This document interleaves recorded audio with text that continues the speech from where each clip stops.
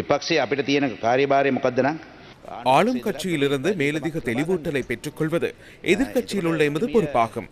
அப்படி இருக்கும் போது அவர் திடீரென பாராளுமன்ற விவாத நடவடிக்கைகள் தொடர்பில் எனக்கு கற்பிக்க வர வேண்டாம் என கூறினார்.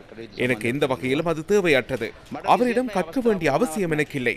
அவருக்கு கற்பிக்க வேண்டிய தேவையும் இல்லை. அதற்கு எனக்கு நேரமும் இல்லை. கடந்த பாராளுமன்றத்தில் தற்போதைய ஜனாதிபதி அனுரகுமார திசாநாயக்க அந்த இடத்தில் அமர்ந்திருந்தார்.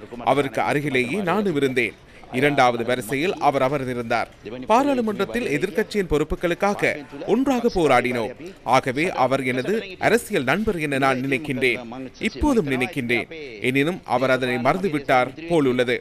அவரது கோபத்தையும் ஆத்திரத்தையும் என்னால் புரிந்து கொள்ள முடியும். அதற்கு நான் பதிலளிக்கப் போவதில்லை.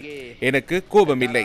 அது தொடர்பில் எனக்கு முதிர்ச்சி இருக்கின்றது என நினைக்கின்றேன். காரணம் 2001ஆம் ஆண்டிலிருந்து நான் பாராளுமன்றத்தில் இருக்கின்றேன். அவர் கடந்த பாராளுமன்றத்திற்கு வந்தார். பரவாயில்லை, அவருக்கு வாழ்த்து கூறுகின்றேன். அவர் இவ்வாறு எனக்கு பதிலளித்தமை தொடர்பில் நான் கவலை அடைகின்றேன்.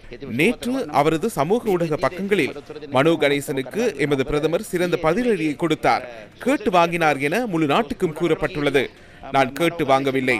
எனக்கு அவர் மூட்ட வேண்டியதில்லை. அவ்வாறு நடந்து கொள்ள வேண்டாம் என வினயமாக நட்பு ரீதியில் அவரிடம் வேண்டுகோள் விடுக்கின்றேன். கிளீன் ஸ்ரீலங்கா கருப்பொருளை நாம் ஏற்றுக்கொள்கின்றோம். அது சிறந்தது. அது தொடர்பில் மகிழ்ச்சி அடைகின்றோம். முழுமையான ஒத்துழைப்பை வழங்குவோம். அந்த திட்டம் நல்லது. பெருந்தோட்ட தொழிலாளர்களுக்கு மிகப்பெரிய பிரச்சனை உள்ளது, சம்பள பிரச்சனை உள்ளது. கடந்த முறை நான் யோசனை முன்வைத்தேன். குறைந்தபட்ச நாள் சம்பளமாக 2000 ரூபாவை வழங்குமாறு கூறினேன். ஆனால் ஆளும் கட்சியைச் சேர்ந்த சிலர் பாராளுமன்றத்திற்கு வெளியே கதைப்பதை கேட்டேன். பொறுத்திருக்குமாறு கூறுகின்றார்கள். இம்முறை வரவு செலவு திட்டத்தில் அரசு ஊழியர்களுக்கு சம்பளத்தை அதிகரிப்பதாக இருந்தால் அவர்களது சம்பளத்தையும் அதிகரியுங்கள். எம்மை பொறுமையாக இருக்குமாறு கூறிவிட்டு அரசு ஊழியர்களுக்கு சம்பளத்தை அதிகரிப்பீர்களாக இருந்தால் அது சரியல்ல. அது அன்கிளீன் வேலை. அதை செய்ய வேண்டாம். අපිට ඉවසගෙන ඉන්න කියලා ආයෙත් ඒකට වැඩ කරනවා නේ ඒක අන්ක්ලීන් වැඩක්. ඒක වැඩ කරන්න එපා.